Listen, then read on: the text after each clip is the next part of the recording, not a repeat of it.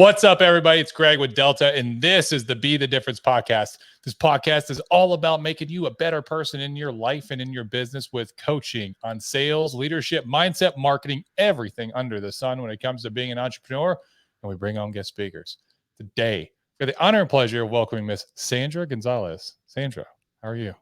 Hello, Greg, and it's an honor to be here. It's always fun to meet people online or in person, and Yeah, it's an absolute honor to be here and serve your community. So, thank you for having me. it is my pleasure. Thank you so much for jumping on. And for those of you that do not know Sandra, let me go and introduce her. So, Sandra is a retired Marine officer turned high performance coach, speaker who helps successful female entrepreneurs, chingonas, up level their mindset by harnessing sexy confidence as they can take command of any room they step into and magnetize opportunities for growth and impact. Thank you for your service, fellow service member, fellow sister in arms. That's right, Greg. Thank you for that beautiful introduction. I love how you said chingonas. And chingonas is a Spanish slang term for a badass woman, a woman who has an insatiable appetite for growth. So it needs to be said, it needs to be clarified because a lot of people are like, what's a chingona, Sandra? They're always asking me, and I tend to attract chingonas, whether it was throughout my 20 years of service, Mm. As a Marine or now as an entrepreneur. I'm so grateful I attract this high caliber female entrepreneur. Like attracts like. It's your vibrations, you know. Mm, You're Thank just, you you. it's because you're a badass woman. It has to be, you know what I'm saying? So, and that's I like that you use that, and I like that you it's like you're honed in on your target audience, who you are, which means that you're very self aware, and you know what it is that you're trying to work with and who you're trying to help, which is Absolutely. which is what it's all about when it comes to business, right? Is making sure Absolutely. that you have the right market with the right product. Absolutely. And it's one of those things that I realized earlier on my entrepreneurial journey. It's like, who do I want to help? Because as a Marine, retired Marine officer who served 20 years of honorable service, I trained, coached, mentored men and women alike. So I fell in love with coaching, with empowering them in such a way that I realized words pack a punch. And if you use the right words in a way that inspires them, coupled with strategies, tactics, secrets, that they're going to pull the trigger.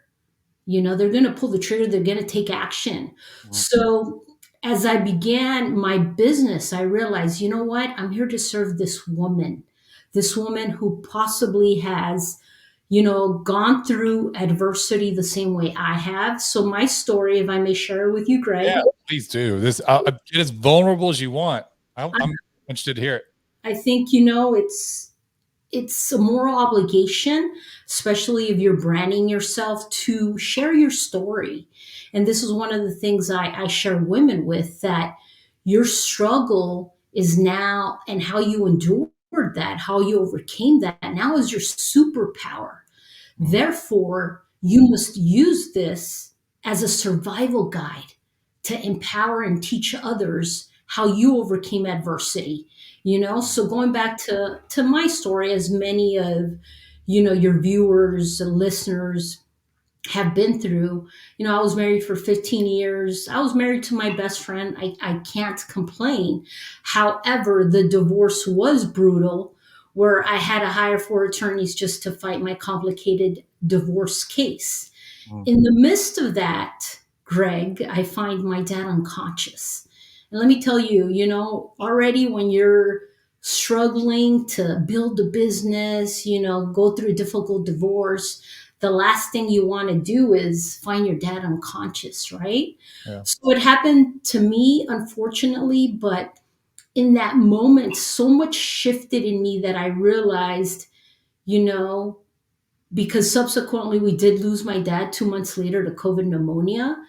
And his demise taught me that I was allowing my ego to get the best of me. And although my ego was one of the things that enabled me to be successful because I was tapping into my masculinity, while as a Marine officer, it really helped me be successful. Um, this part of life, it was no longer serving me. So my father's demise taught me that there was no loss. I didn't lose, a husband. I gained a beautiful lesson. Mm, And, that 15-year marriage, how can I extract something positive from that and move forward? mm, Moreover, how could I, now that I lost my father, I realized, what? I didn't lose a father. I was grateful I had a father during this lifetime, because many people go through this entire life not knowing what it is to have a dad. And I had a hero with me all along that taught me how to be a warrior. And my dad, one of the things I teach is sexy confidence. And my dad was my first example of sexy confidence. And sexy confidence is this ability to master yourself and stay calm during stressful and challenging situations. mm, And in the Marine Corps, my first um, commanding officer was General James N. Mattis. So, I was at that PFC that would walk into his office and he was reading his book. And this man he exuded sexy confidence. He was able to, whenever he spoke, everybody listened. And I realized that the most successful military leaders, the most successful entrepreneurs, have this ability to cultivate sexy confidence. And it's one of the things that my dad passed on to me, because he was an immigrant to this country. And although he didn't have, formal education as we do, he used his moral compass to guide him. And this was enough. And I share this with you, Greg, and your listeners, because, sometimes life is going to be difficult, life in business, but it's in those moments we must tap into the sexy confidence that we all have mm. and see adversity as our advantage. So there's so many more lessons I can go into, Greg, and you might have a question you're wanting to ask, but I would say those are some of the big lessons. Yeah. So many others, that have really shaped my life, my business, and given me meaning and purpose to persist and move forward and know this is who I'm here to serve. This is this is what I'm passionate about in life. Mhm. And this is what brings us together. Thank you so much for sharing that vulnerable side of you. It's very powerful, and you're right. It is our duty and obligation to share and be transparent about the challenges and struggles that we faced in our life and how we were able to overcome them. Because we're what I found is that we're not alone. Mhm. There's millions, sometimes even billions of people that are facing a lot of the same challenges, and Mhm. they're stuck. They're stuck in that rut. They don't know how to get through it. And you being able to be a light that shines the way through, so that they're not the tugboat that's in the darkness that might crash on the rocks, and they're afraid to go forward because they don't know the path. That's very admirable. Thank And I mean, I had a similar. I also was married, someone that was kind of my best friend. We were in high school together, and we got divorced while I was still in the military. And I had a very difficult and challenging time with that. And um, I turned to vices. I turned you. to demons, and started drinking heavily. Started chasing women, um, in order to fill the void of loneliness. And it took for me to really really fall to some low depths, to the point where I was like, man, I need to change my life. I'm a problem. Like to look in the mirror and take that accountability, be like, it's not these other people that's the problem. It's me. Wow. Right. And Wow. that's when I started my personal development journey, and started coaching people through the same thing when I got through it, because they saw the difference. They saw, which is kind of like why it's like be the difference, right? Which they saw the difference in me, and they saw just it's like my energy changed, and people were like, "Dude, what's going on? Like you're having all the success, you're doing this, you're doing that, like you're like a different person." And I Mm. was like, "Yeah." And I told him, I was like, "This was what was going on before, and this is how I got through it." And I was able to start coaching people and helping them through that through that process as well. And there's nothing more fulfilling than that, than seeing like helping another person through that and change that they can experience. Yeah. And I think another key point here is you were learning these lessons and having these epiphanies, these like self-aware epiphanies after your military tenure, right? You spent 20 years in the military, which, by the way, you have a lot of experiences when you're in the military. When you're going on deployments, the amount of trainings that we would go through, um, the discipline and the structure, it really does change the person that you are, and it forces you to level up, and grow up in a certain way, taking a certain amount of responsibility for yourself and for others. And even though you had that 20-year experience, you still came out with an open mind, that when you had other life experiences happen, you're like, man, I got to change, or I have to change my perspective, the way that I'm viewing the world. I still have growing to do. And that's a key piece, because our growing never stops. Our I learning should agree. never stop. I 110% agree, Greg. We're student of life. This is a way I see myself, that we need to. One of the things I also help women with is cultivate a warrior's mindset, Mm, which is a growth mindset. Because a lot of these women, they have an insatiable appetite for growth, and as do I. And it's the thing is, don't let these setbacks, mm. these failures, which can be brutal sometimes, define who you are, or make you this callous person.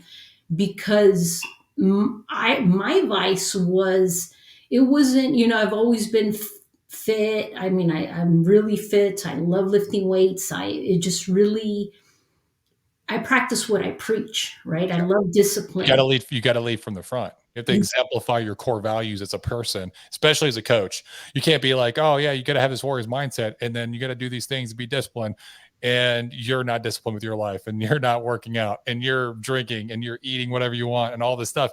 It's real difficult to do that, and people to buy into that vision of the warrior's mindset, the sexy confidence, right? Exactly, exactly, Greg. So you have to practice what you preach, right? So, having said that, my vice, now that I look back, was really, I was infuriated for like 3.5 years at what the things, the way the divorce had unfolded, that I'm like, man, I was such, not to victimize myself, but your typical loyal wife, I'm focusing on my career, I take care of my family, and this is a way you repay me. So it was not so much the betrayal, so to speak, but it was the added insult to injury, Yeah. that I was like, I don't deserve this. So I was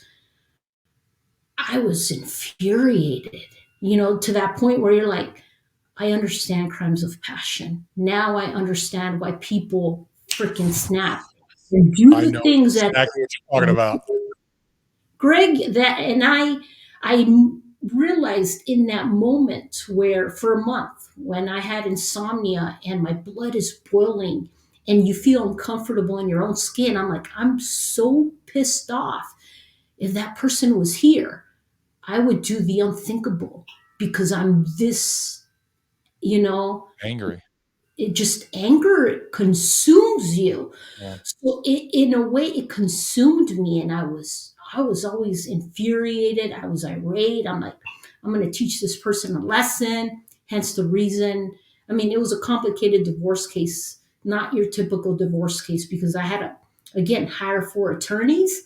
So it took for life, to slap me, so to speak, and say, hey, that's not important. What's important is this. And all of a sudden seeing my dad, now it was, wait a minute, this is the man who's I adore. This is my hero. I'm like, I don't, please, God, let me keep this man. So when I lost my dad, I would say that was the first time I was afraid, Greg, you know? And I've never really, I mean, you face your fears, especially as a female Latina. I had to face so many fears throughout my 20 years of service, but that was the first time I was really afraid because life had taken away from me my security. My dad was everything. So to lose him, I felt lost. But I needed to be in that place in order to pick myself up. I had to endure all of that in order to see life differently.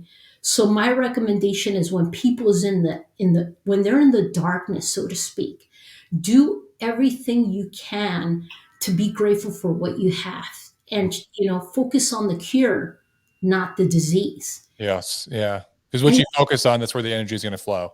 exactly, Greg, 100%.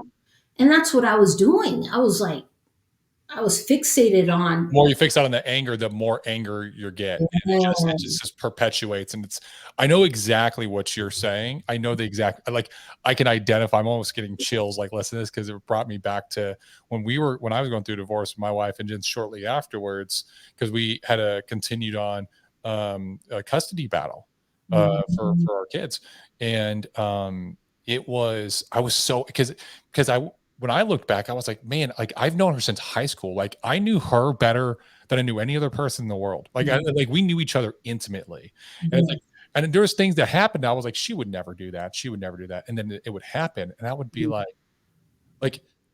we've known each other since we were teenagers. Why would you do that? Like it is just like so angry, right? And I remember like I had some dark thoughts. I had some real dark thoughts. I was very upset for a very long time.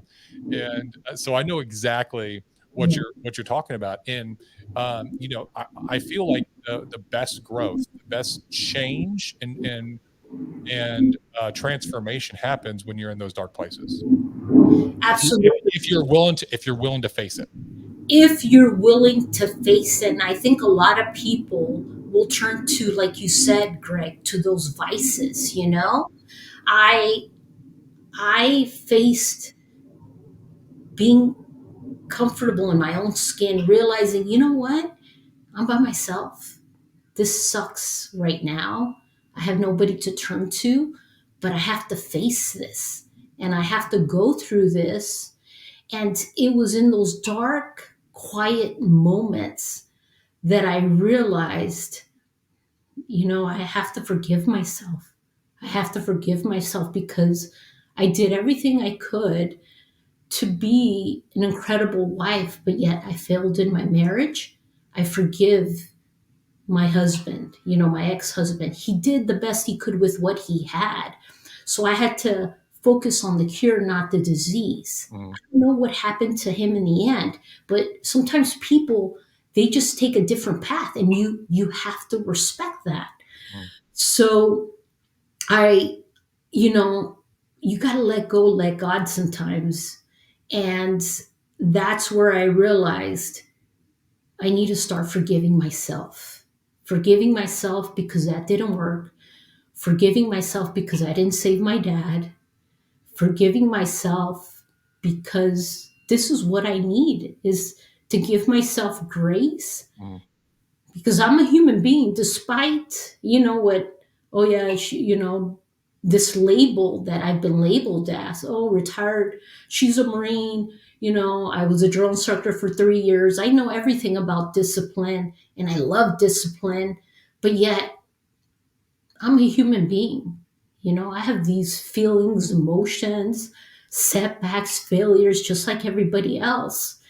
And it's not grabbing, alcohol or these vices that will make me feel better. It's just, sitting in the silence and healing and forgiving myself and ultimately giving myself grace, Greg, that made all the difference. And it still continues because last Friday was 2 years that I lost my dad.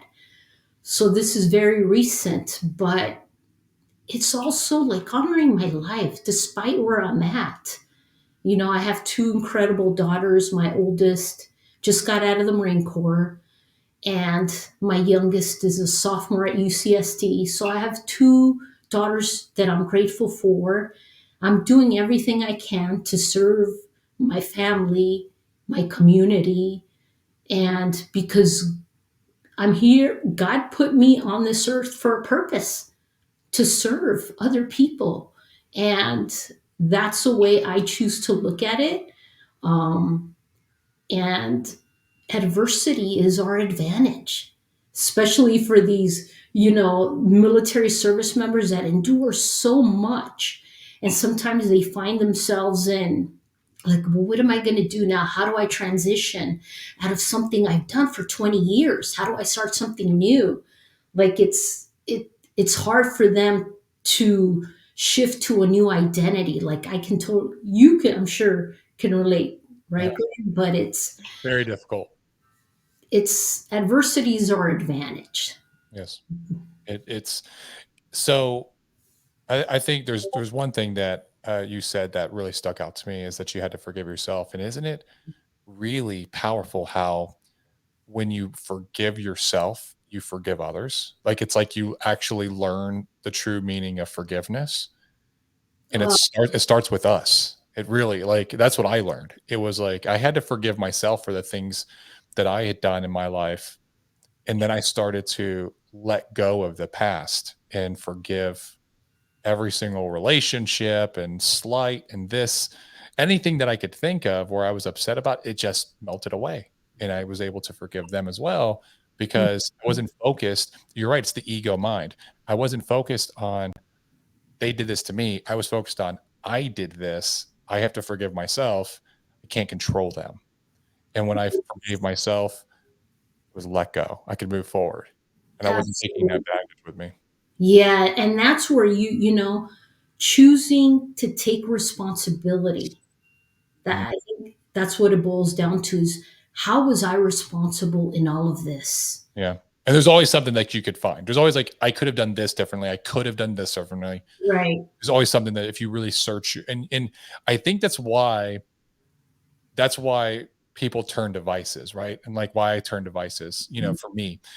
Because when I was in that dark time, it's really difficult to stare into the darkness and be present and kind of surrender to it because then it's like I'm basically accepting all these things. I'm accepting responsibility in this, and I don't want to. I want to blame, and so Mhm. if you don't do that, then you're just going to be kind of turmoil and pain. And so it's like, well, I don't want to sit here in turmoil and pain. So what do? I numb the pain, or I push it deep down. I put it in a box and I put it up somewhere and I just ignore it, right? And it's like, hey, well, I'm gonna numb the pain by drinking, and I started drinking like every night, right? Or I'm gonna have relationships and I'm gonna focus on being so somebody can give me love and make me feel special and give me attention. And over time, that would never worked out because it was all focused on basically a false narrative that I was creating within myself. And eventually, I had to come to terms. I just had to come to. It was like if I keep doing this, my life's going to spiral out of control to the point that I end up committing suicide because I was so unhappy. Like, and my life's going to end prematurely. Wow. Or I can get my shit in order, and I can look myself in the mirror and be like, okay, this is what I need to do. I'm the problem. So no, it really is. It's kind of like leadership, right? Leadership, Yes. the first level of leadership is you have to lead yourself first. If you can't lead yourself, you cannot lead others. So the three phases of leadership: lead yourself, then lead others, then develop leaders and duplicate yourself. And you have to be able to lead yourself. And that's something that a lot of people just don't realize, especially like I've seen ever since I transitioned out. It's more of a do as I say, not as I do, not do as I do. Right. And like, hey, I'm going to do this. And because you can, a lot of times everyone's a leader in a sense, everyone's following each other in some way, shape, or form. Right, right. Whether you're doing the right actions or the wrong actions, someone's watching and someone's following. Absolutely. Absolutely, Greg. Such a great point. And and as you already know, like leadership is caught. Leadership is not taught. Yeah. So it's contagious. And which better way than, like you said, to set that example? It starts with us. The moment we give ourselves that genuine grace or forgiveness, when you feel it, and when tears naturally start coming out, which is something also I think we need to, because I didn't, 20 years in the Marine Corps, what don't we do? There's a part of me that was suppressed, in a way, repressed, because there's a stigma with, with crying or being weak, especially as a Latina. I would say for 20 years, I didn't even cry. I would say my tear ducts didn't even work because now I'm like, I cry for everything, but which is part of healing. Yeah. And I think, which is one of the things we need to normalize, Greg, Yeah. in life, in business, in everything. It's okay to cry. So it's so powerful what you're sharing, Greg. And if I may ask, this came up for me. How does a man, because I do have, men that follow me, I have coached men as well. Mm. How does a man give himself grace? Oh man. That's a good question. So I've talked about this before in a couple of other podcasts I've been one that I've been a guest on, and Mhm. um, I've talked about it on this show I think once or twice. But I was just in a really dark place. I was in a really really really dark place, and I was having failed relationship after failed relationship after failed relationship after my marriage, and I was going 2 or 3 days. I think it was like the max I was single was 3 days before I had another. And I was jumping in. Like, I'm all in. Let's go. Like, and it's just like long-term relationship, like at least a year, like 9 months, 10 months, something like that. And when it would eventually fail, I'm jumping into another one, usually within like 24-hour period. Like I'm just getting out there and like I didn't care because the second that they were gone, even if it was bad at the end, I'm almost like I can't deal with this anymore. Like that this person's got to go. The second that they were gone, I was like, I'm alone. This sucks. I don't want. And it was like that darkness creep back in. It was like Yes. coming right at me, and I'm like, F this, man. I'm getting another person. And so it finally came to a head with the a relationship that had ended in 2020, and it ended crazy. It ended bad. Like I could write a book on it, and people would be like, "That happened." I'm like, "Yeah, that happened. Yeah." It was real crazy. So it ends, and that's when I had this epiphany moment, and I was like head over heels for the girl. I tried everything to like make it work even after we separated. I was like writing her. I wrote her letters like every day, just like writing nice positive messages. I started reading. I read the scriptures. I read the Bible from cover to cover in 2021 because I was like, I'm just going to read it because I've never read it all the way through, and I don't know many people that have, to be honest, that have Wow. actually read it. And so I was like, and so I started like writing her scriptures and then things I was taking away like on that day's reading and stuff like that. And I was trying to be very positive, and um, I was still unhappy, but I threw myself into work, and so I had this. I was listening to a podcast. I was listening to Andy Frisell. I don't know if you know who Andy Frisell is, Mhm. and I had been introduced to Andy Frisella. Maybe just not like in person, but like I'd been introduced to the podcast. Someone was like, "Dude, Yeah, you really remind me like the way you talk and the way you hold yourself. Like you remind me of him." So I wouldn't listen to it. I was like, "This guy's a dope dude. I like him. I can dig his energy." So I had tried 75 hard, but I didn't. I just tried it, and then I was listening to this podcast, and the podcast was Omar v 75 hard, and it was the guy Omar that had done it. and he was talking about it, and it was in February 2021.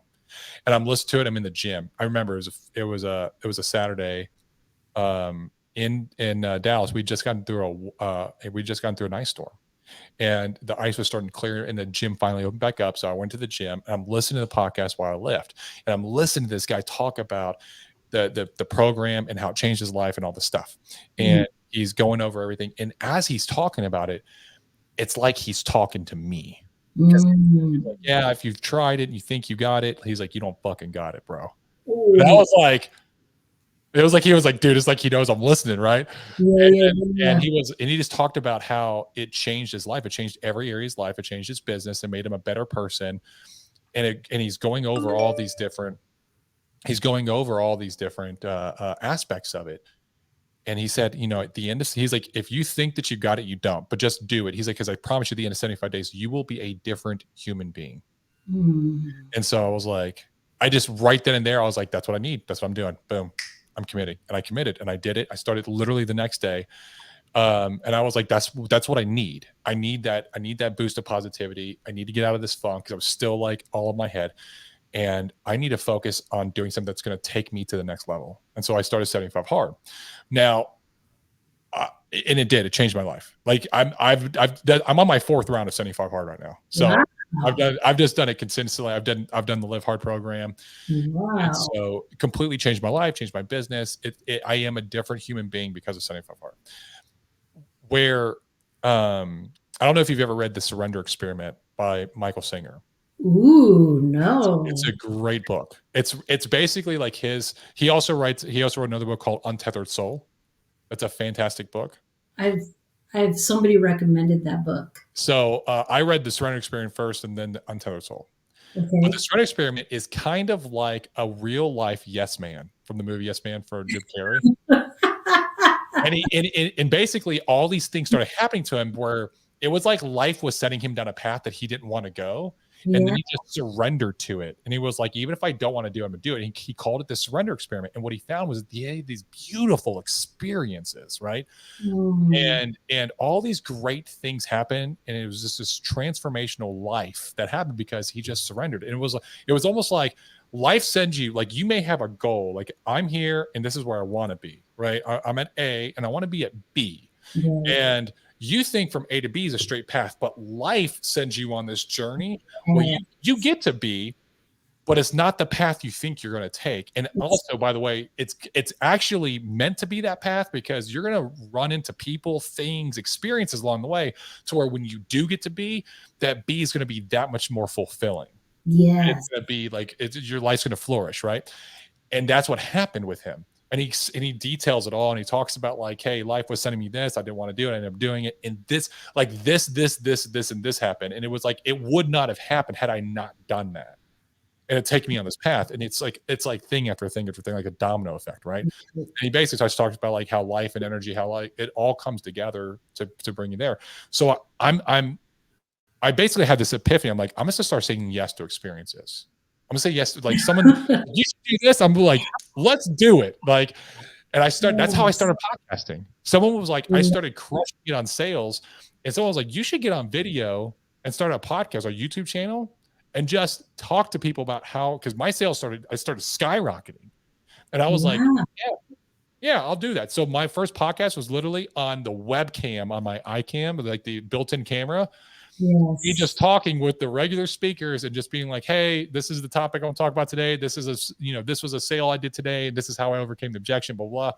And I got used to talking on camera. I got used to having a conversation with people. I started bringing Absolutely. on people, started doing podcasting. Anywho, someone was like, you need to go back to church. And I was already reading scriptures because this was during that 2021. So I was already reading scriptures. They're like, you should really start going to church. And I was like, you know what? Yeah. So I started going back to church. And I hadn't been like consistent at church for a while. And so I started going consistently. And it was maybe like 6 weeks in. I've been going. And every week, during sacrament, they pass out sacrament, I would repent. I would just pray and repent. I would be like, you know what, I could sense better, and I did this and da. And so this one day, this one day, I started repenting, and I started doing my whole usual, asking for forgiveness for the different things.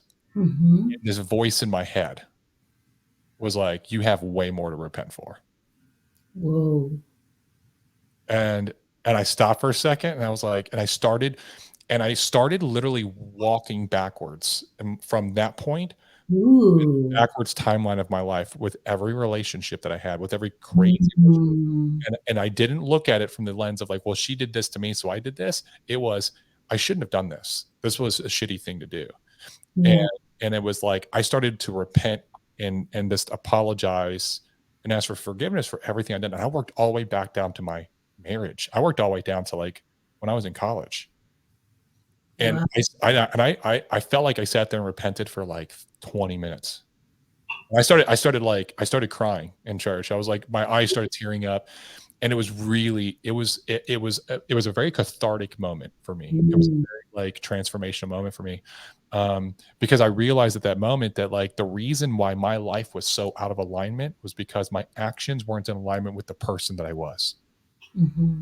and the person that I knew in my heart that I was supposed to be and who I could be, my highest potential self. And my actions weren't in alignment, which was throwing me off course. And it was causing me to do these other actions to try to get back on course. But that's my ego kicking in. That's Yes. not me surrendering. That's not me surrendering to life. Yes. And when I looked, and so it was like a moment of just extreme accountability of Oh, me looking in the mirror and being like, I can't control other people's actions. I can't yeah. control any past ex relationship or love interest or anything. I can control my actions, what I say, what I think, and what I feel. That's all I there's Mhm. 4 things in my life I control. And I started to take accountability for that, and I started to really look in the mirror of things I did, and what happened was I forgave myself. And I accepted, acknowledged that I did it without any positive or negative, not assigning any, like, value to it, just Right. acknowledging that I did it, taking accountability, and then forgive myself. And what I was able to do was kind of just let go of that baggage. And at that moment, I walked out like I felt like 30 pounds lighter. I was just like Wow. happy. I didn't even think about the past relationships anymore. I was just like, man, this is like so much better. And I do believe, and I've told this story to somebody. I was on another podcast, and he was like, there's 3 types of consciousness, and you tapped into your super consciousness, your higher consciousness, like the world's consciousness. When that voice came in your head and said you have more to repent for, that was your super conscious talking to you to like urge you to take that next step. Mm. You could take that to so that you could go to the next level, and you were ready because you were doing the work on yourself. I was ready to do that because I'm same as you, military discipline. I have military parents. I grew up in a very strict household. Um, Mhm. if I said something sideways, I remember the last time my mom smacked the shit out of me. I was 17 years old. I was 17 years old. She dropped me like a sack of potatoes because I said something smart, and I turned around to walk away from her. Man, she got up so quick, and she came up from the backside. And I'm a big dude. I'm 6'7". Damn, you are great. 6'7". My mom's 5'11", and she came up around the back of my shoulder and popped me down, and I just dropped like a. And my mom's Puerto Rican too, so she's also Hispanic. Bam! so so She let you so have it. like she. So I knew what it was like to be disciplined, but there's a big difference between having discipline and then being consistent and doing the things that you know you have to do that you really don't want to do, and not making any compromises to those, not changing it or altering it whatsoever, right? Right. And I think that's where a lot of like people fail in life, or they entrepreneurs fail, Mhm. have those compromises. Like, well, okay, so for instance, today I have my list of things that I have to do, right? I got podcasts I'm recording, I got posts that I have to do. I had leadership training that I did earlier. I've got 2 client calls this afternoon, and I've got a 1-hour break after this call that I have, and I have an outdoor workout that I have to do, an outdoor run. Now, I can make an excuse to be like, well, I still have posts to do, and I have a bio that I'm writing. I'm rewriting my bio for I'm creating another webpage. I could be like, well, you know what? I'm going to do my bio instead. Right. And then I'll just do something after my client appointments. I'll do something in the evening, just, and that'll suffice. Well, those are the kind of compromises that people do. Whereas now, no, Mhm. I'm like, nope. A, I'm going to get all my tasks done, whether I got to stay up till 10 or not.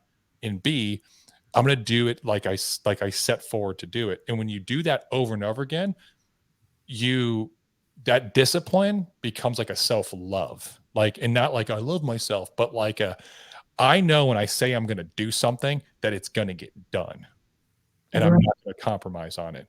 And it changes the way that you think. It changes the way that you present yourself to the world.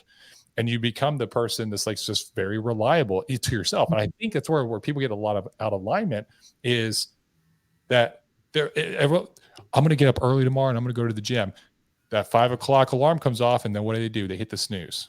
That Mhm. little tiny thing that you may not think it's a lot, but it is because you Right. just lied to yourself. And when you lie to yourself, you get out of alignment with who you are, and then you become untrustworthy to yourself. And that small little thing that you just did is out of integrity Yeah. with who you are.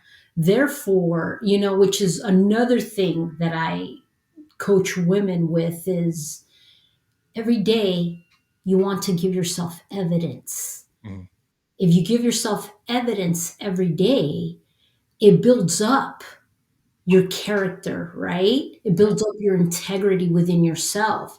So then you have the sexy confidence to take command of any room you step into because this is who I am, this is what I do, and because this is what I practice, So when 100%. you're out of integrity with yourself, you're gonna feel it, you're gonna exude it, Mhm.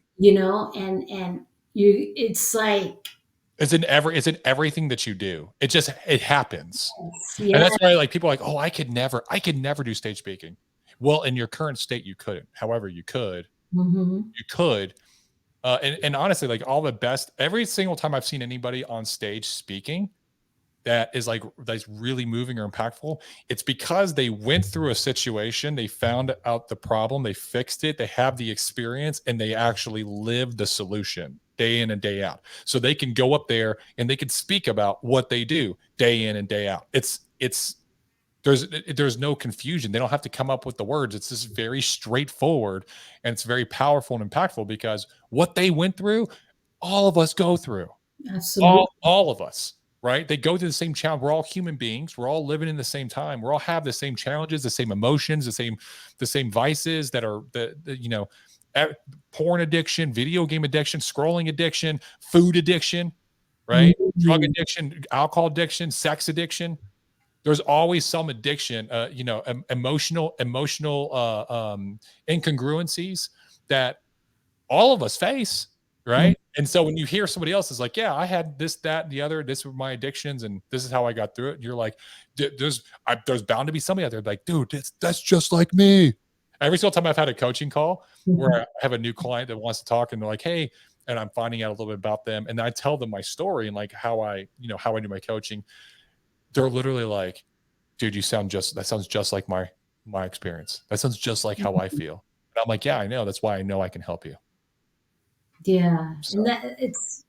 and that's the beautiful thing about being a human being. I've coached women at an international level, Mhm. and we all bleed the same. So like a lot of people ask me, Sandra, because I've coached Arab women, Europeans, I mean, all over. Thank God, we all bleed the same. Yeah. We all have the same self limitations. And, the one thing that is preventing you from stepping into a better version of yourself is oftentimes the same thing that's preventing any other person, doesn't matter where they come from. We're all human beings with the Yeah. same stuff going on. So I love what you shared, Greg. So you gave yourself grace in that moment. Another thing that I help women with is to really listen to what's calling at you, Mhm. not what's clawing at you. Because it's the ego, that sometimes you think, and this is where self-awareness is so important that we have to constantly practice self-awareness. What you did, enough is enough. Like, I keep jumping in and out of relationships. When am I going to give myself the time to heal? And I think when you shifted into allowing yourself, giving yourself that grace, whether it was, in that moment, in forgiving yourself, when you're better able to listen to what is calling at you, Mhm. not what is clawing at you. So I'm just curious, Greg, what, and again, I'm all about morning rituals. And Yeah. you've expressed, morning rituals. For me, that's just I think morning. it starts your day off the right way. Right. Absolutely. It Yeah. sets the tone for the day. Yeah. So, what are some ways that you have really, been able to sit in the silence, you know, and listen, learn to dial into what is calling at you, not what is clawing at you? Um, so there's two things. So one is I started meditation. And I Mm, was bad at meditation. I was really bad. Like I was the person where my mind would just every single time I try to meditate and calm down, my mind is like thought. And so when I read the surrender experiment, that was actually what got me into meditation because the way he talks about it and the way he explains it, because he started meditation because of the same reason. He realized he had this voice in his head that wouldn't stop, and yeah, he was obsessed with shutting that voice off. And he yes, talks about the process of what he went through. And so I was like, that's what I need to do. And it's like a muscle. It's like anything else. absolutely. Um, now that I've been doing consistently, I meditate every single day. On my morning, I do a Silva. It's called the Silva method. I do Silva Mhm. meditation every morning, and Wow. then in the evening before I go to sleep, I do active visualization where I imagine something I want to accomplish, something I want to achieve, something I want to own, somewhere I want to go, and I'm like in vivid detail imagining it and putting myself in that position, and then it's kind of like leaving it up to the universe to find out, and not how I'm going to get there, just that I'm already there, because then the universe it'll put this stuff in front of me to put me in that position, right, or to get that thing. And I found that doing meditation has helped me to calm my mind. Mhm. And then the as I started to calm my mind, I started looking at other meditation practices. And there's one that Eckhart Tolle talks about in The Power of Now. Okay. And in The Power of Now, he talks about when you start to have those thoughts of anger, of grief, of sadness, of realize that those are all coming from your ego mind, and they're all Mhm. based either in the past or the future. So it's either looking at the past of something that happened and replaying the past, or it's looking at the future and basing the future based off of the past and being like the future's bleak or grim or whatever. Right. And it's all based off of a time period that doesn't exist. The past does not exist anymore. It is not in existence. The only thing that exists is right now. Yes, Is the right now. present The moment, present. which is a gift, right, Greg? Yeah, It's exactly. so. What are some ways you've learned to be present? Because I had two, Greg. Whether Yeah, I was coaching myself right before. I'm like, I'm going to be present with Greg. yeah, It's like I have to coach myself and be present and be grateful for this moment I get to spend with this incredible human being. That life, we connected for a reason. yeah. So it's being intentional Mhm. with being present because it's a gift, but also at the same time, and I'm bringing the surrender experiment. How do we let go of expectations, right? Because this is something that I'm like, okay, Sandra, be present, Yeah, because this is where the gift is. Don't worry about tomorrow, this week, and the future. It's an illusion. yeah, It really is an illusion. Be present with this amazing man, You're having this amazing conversation. So what are some ways besides the meditation, which I love, and the visualization, Greg, what are some other ways that people can be, and it's being intentional, obviously, It is. right? It's Like 100%. for, It's 'cause for 100%. me, that's why I was like, before every coaching call or whatever, I'm like, I'm going to enjoy this moment with this incredible human being and listen to him and, oh my, exchange gifts, because this is what it's all about, this present moment. So, how do you do that? And then also, another lesson that I've learned, let go of expectations. Oh, yeah. That's actually a good lesson to learn for sales, by the way, which is if you're an entrepreneur, you got to be good at sales and leadership, period, across the board. And learning to let go of the expectations and just be present because it helps you to be of service. Mm. And so one of the things that you can do, another practice is when you find yourself, it's the actual, this is the start of self-awareness, is when you're having a negative feeling. You had a breakup, you had a divorce, and you find yourself in this angry state. And then something clicks within you and you realize, why am I so angry? Mhm. And it's that initial thought of the self-awareness. When that moment happens, I want you to stop for a second and I want you to put yourself, like, close your eyes, put yourself in your mind, like you're standing in your mind. And those thoughts, you're watching them like it's a third party within your brain. Yeah, You're detach. just, and you're just watching the thoughts go by and Yeah, you're letting it happen. And you're not assigning any anger or blame. You're not no nothing negative, positive. You're just watching the thoughts. And as they kind of go through, it'll start to slow down and stop. It's almost like a trickle that starts to stop, like a leaky faucet, right? And yeah. then when it stops, you're gonna say to yourself or think to yourself, I wonder what my next thought will be. And Mm. when you say that, imagine like you're in a room and there's like a little mouse hole in the floor, and the thought is like a mouse coming out, and you're waiting for that mouse to come out. You're waiting for that thought, like, what's the next thought? What's the next thought? And when you do that, what happens, your mind is going to be clear. Like, it'll probably be clear for a long time. You'll be waiting for a while before a thought comes in. You, it's, that's su- what, it's such a powerful exercise, but it teaches you that you can control your thoughts. You yes. can be right here in the moment. Greg, I don't know about you, but I wish, again, I was a drill instructor for 3 years. So I trained over 500 women recruits for the rigors of combat. In that training, whether I was a recruit or now a Marine Corps drill instructor, I wish we had some type of training that taught us how to deal, with our mindset, with our thoughts, because that's powerful. This is where the power comes from, Yeah. right? Because this beautiful muscle that really makes us a lethal weapon if we And want. it's the most complex object in the known universe. Our the human mind. It's still not even completely. There's so much we don't know about it. Exactly. We haven't really tapped into this beautiful muscle.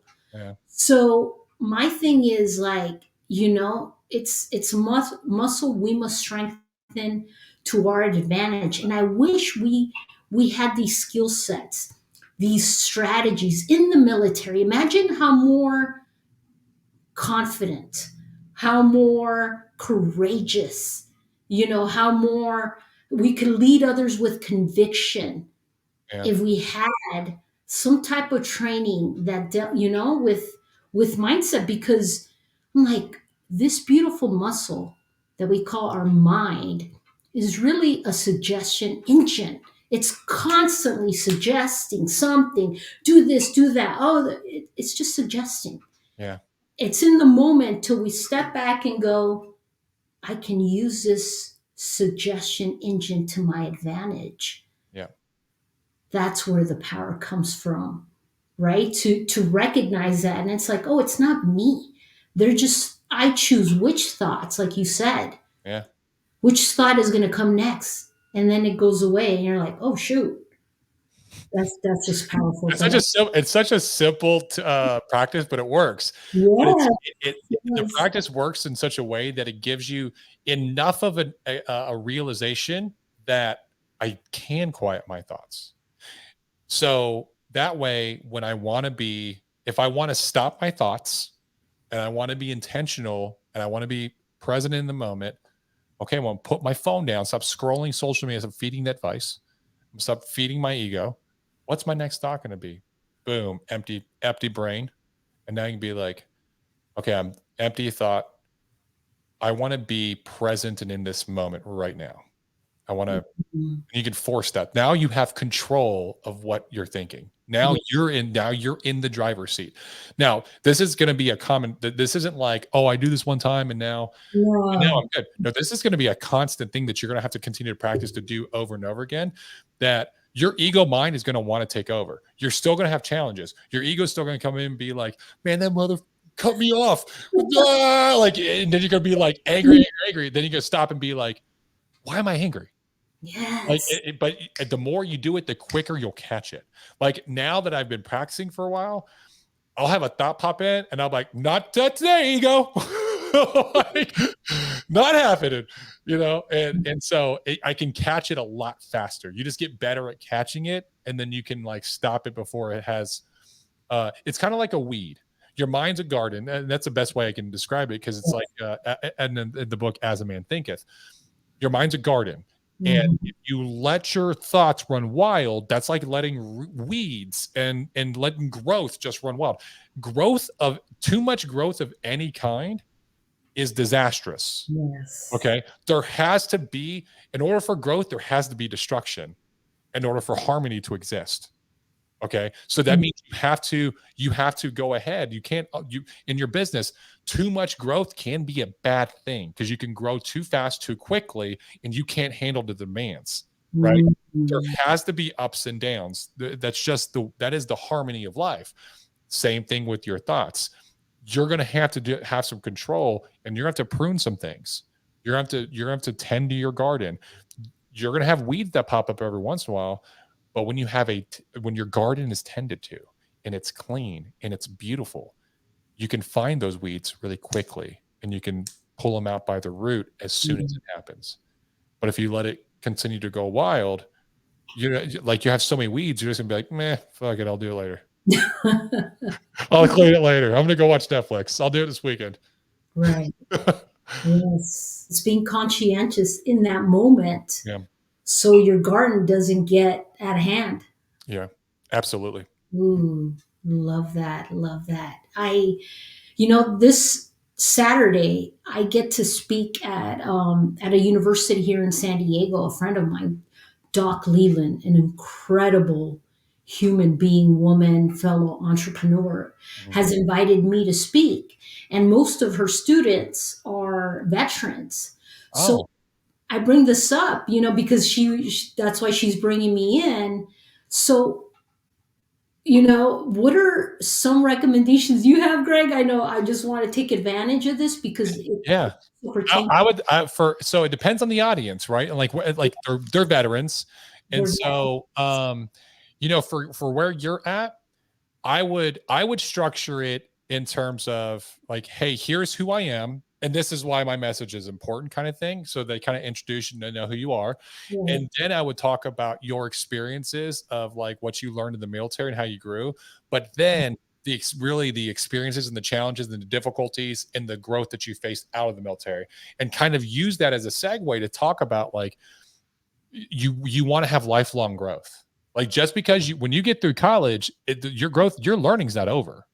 You right, still need to be reading daily. You still need to be tending to your mind daily. You still need to be pushing yourself. The mind, body, and spirit, those three are intricately linked. If you think, oh, I'm just gonna go to school and then I'm done, and you stop working your mind and you're only working your body or your spirit, then you have an anchor while right, you're trying to move those two forward. It doesn't work that way. And so, same with the spirit. A lot of people don't tap into the spiritual side, and the spiritual side doesn't have to be religious. It's really like asking the question, like, what's my biggest purpose in life? What am I here to serve? What's my meaningful mission? Right? What's the purpose of mankind? Like the bigger issue, like, and actually having like expanded thought, right? And taking like conscious time towards it. or people like will not do physical. I think that you should. I think every human being should do some kind of physical activity every day, Oh, even if it's just a 45-minute walk outside, and you go right. out and get some. You go out and get your blood pumping. You should do something. You should not be sedentary all day and then be like, well, it's too busy at work. No, I'm sorry. Like, come look at my schedule.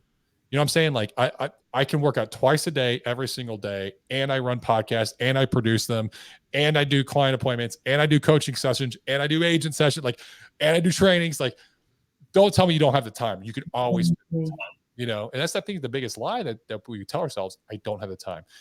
You're not creating the time. You know, you're using your time effectively, and so really like talking to them with your very vulnerable experience. And the more vulnerable you can get with them, the better, because it really does bring out the emotion in the room. And the best speakers will be able to pull on every emotion. They'll be able to make them cry, make them laugh, get them excited, pump them up, and really like take them on a journey where you can get them excited and talk about like, hey, this is what I did in the military.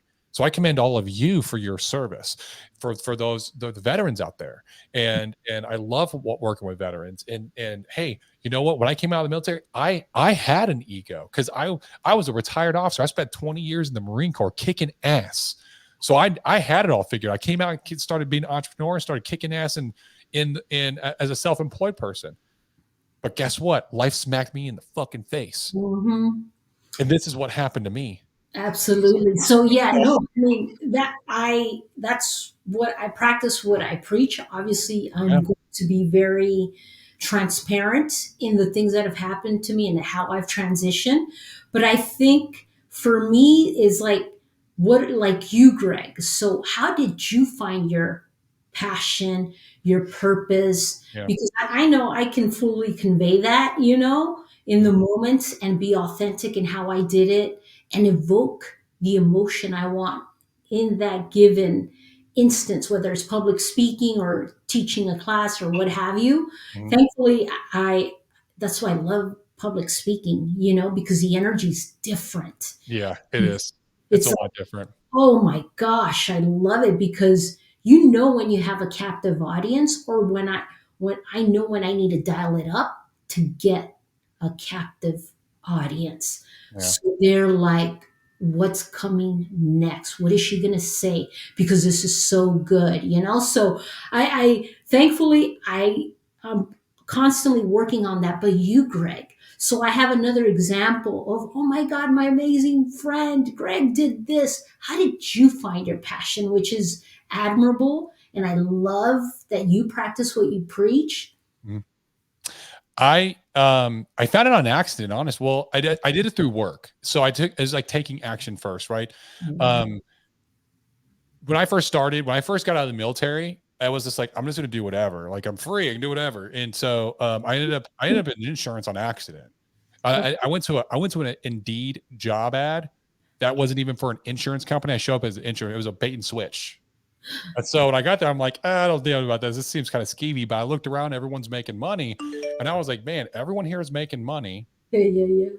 I want to do this to make money. Like, and I literally told myself, if these clowns can do it, That's right. I can definitely do it. So, and that's how I got into insurance. And so I started getting insurance, and I fell on my face. I had initial success, and then I fell on my face, and then I fell on my face, fell on my face, fell on my face. I got skidded across the concrete for a while, and then I was like, "What's going on? Why is this not working?" Like, and I realized, had somebody come and tell me, I had a conversation with a top producer, and I was asking him, like, because he had crushed it, like he was out of state and he flew into my town, ran business for 3 days, and did 10 times more production in 3 days than I did in an entire month. 10 times more in 3 days. And I was like, dude, give me the fucking secrets, bro. Like, what are you doing? You know? And so Yeah. he had a conversation with me, and he just asked me a bunch of questions. Like, hey, it's normal questions. Hey, what do you how's your lead flow? Hey, are you controlling your schedule? Hey, are you locking down your dial days? Hey, are you setting the right amount of appointments? Hey, are you going to trainings? And I was tap dancing through those answers. And I thought I was answering them well. I was tap dancing. I was blowing smoke up his ass. And he looked at me square in my eye. And this guy, by the way, he's like a Russian American. He'd been in the States for a year, just got his citizenship a year ago, had the thickest Russian accent, looked like, I mean, he looks like Gru from Despicable Me. I'm not even kidding. This is what he looks like.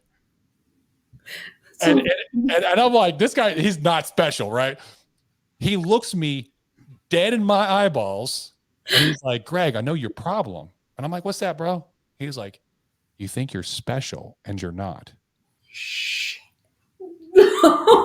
He And I said, was like, this motherfucker. I was like, is he for real? Because I still have my ego. I'm like, dude, I've led soldiers in combat, son. I got 2 Bronze Star medals. What are you talking about? It's not special. But he was right. And it was a conversation that I didn't want to hear, but I needed to hear, and it changed my perspective. And so I was like, you know what? I'm going to do what he says. I'm going to turn off everything else because I was leaning on my ego. I was leaning on my past experience. yes, And so yes. I was like, no, I'm going to not do that. And so I started following the basics. I started committing to those things, and my sales started to go up, and I started to get better, and I started to get better.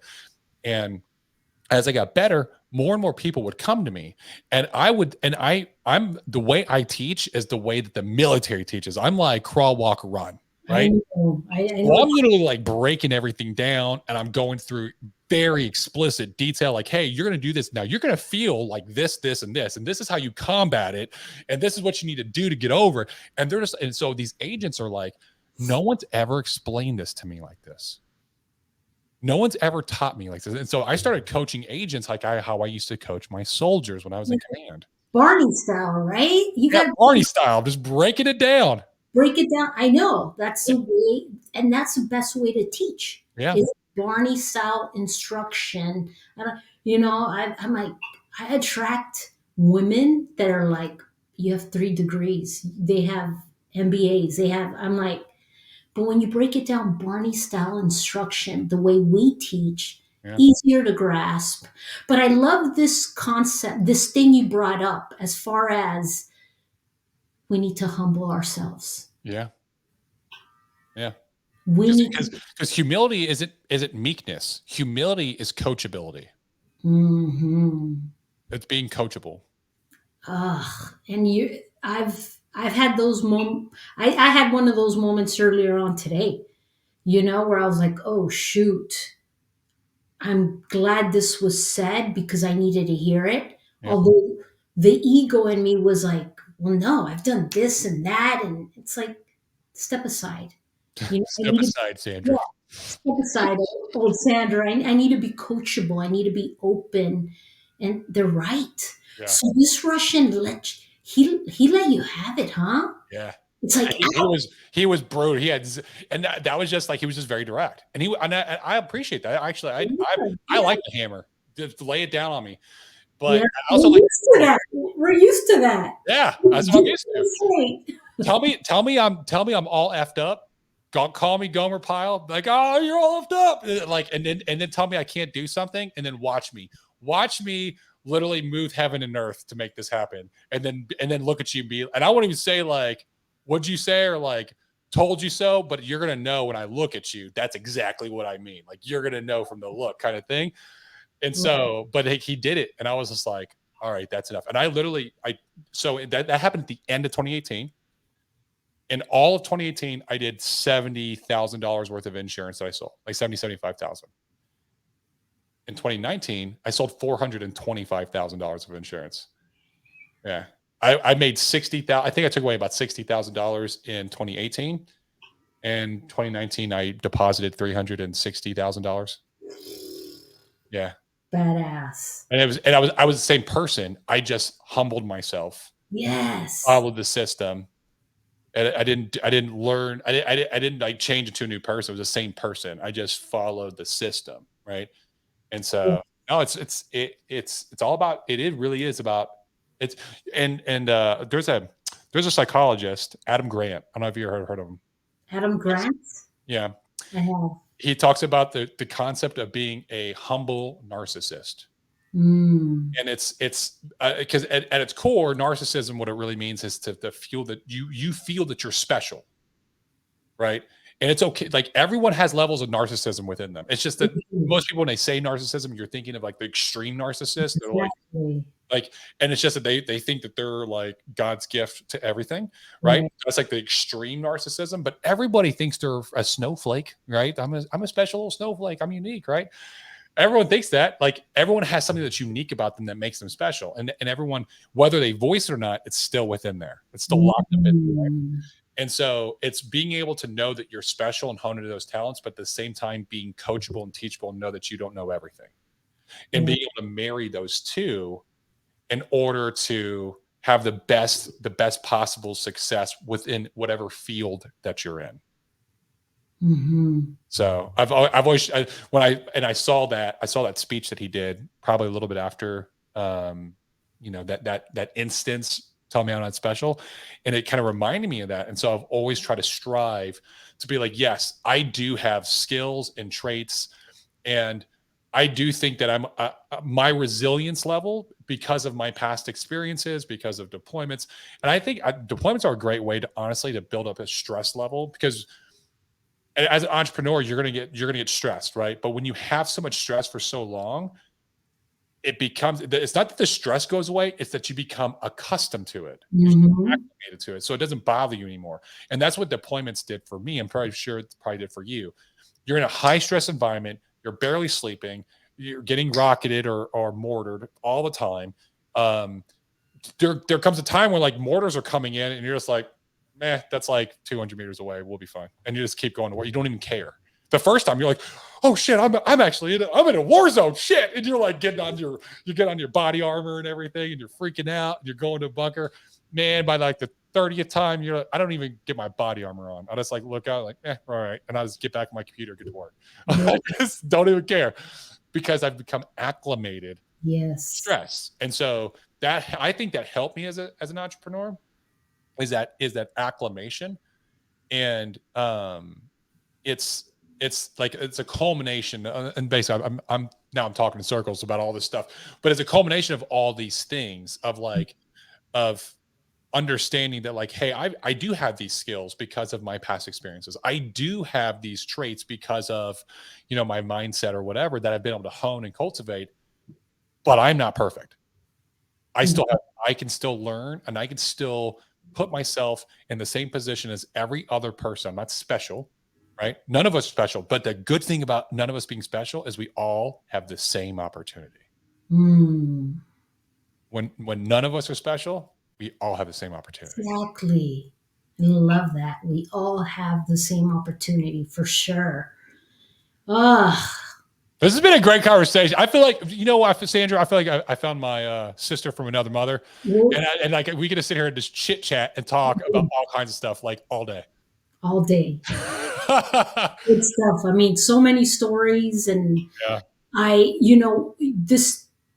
this thing that you bring up, I'm like about the Russian putting you in check.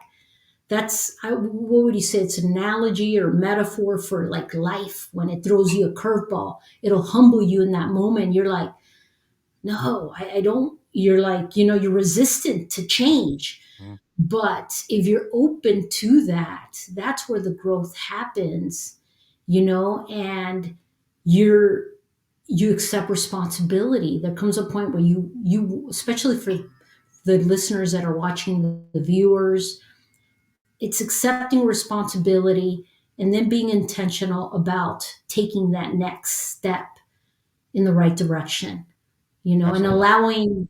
allowing life or business to let go of expectations for me. And I don't know if it's been hard for you, and this is another conversation, but we're so structured, organized that, for me, the perfectionist, and this is what I help women with, kick self-doubt and perfectionism to the curb, because Yeah. my perfectionism rears its ugly head. So I know that's a topic for another conversation another day. It is. We've been going for an hour and 15 minutes strong. This is a long. This is the longest time I've been in a long time. So this has been a great conversation. Sandra, I definitely want to bring you on again. I definitely want to bring you on again. If anyone wants to follow you, they want to learn more about you, where's the best place to follow you at? Thank you so much for that. They can go to my website, sandragonzalez.com. It's Gonzalez with two Z's. And then I do offer free sexy confidence training. They can go to sexyconfidencetraining.com, or please follow me on social media. My Instagram is at Coach Sandra Gonzalez. I love DMs. I love, when somebody reaches out and, Sandra, I love this podcast where you both talked about this and it helped me with that. I'm here to serve. I'm here to share my journey in a transparent way because I'm a student of life. I'm a human being who is learning to fail forward and just share the things that I've experienced in life with other people in an authentic, transparent, integral way. So thank you so much for having me. It was my pleasure, Sandra. Honestly, like the pleasure's all mine. This was a fantastic conversation. For those of you watching until now, I know you got value out of this. I know you did. Do me a favor. Share this content with other people that can also get value out of it. That means the world to both Sandra and I. But it only takes you 60 seconds to rate, review, subscribe, or share. This has been the Be the Difference podcast. I'm your host, Greg Birch. Until next time, we'll see you.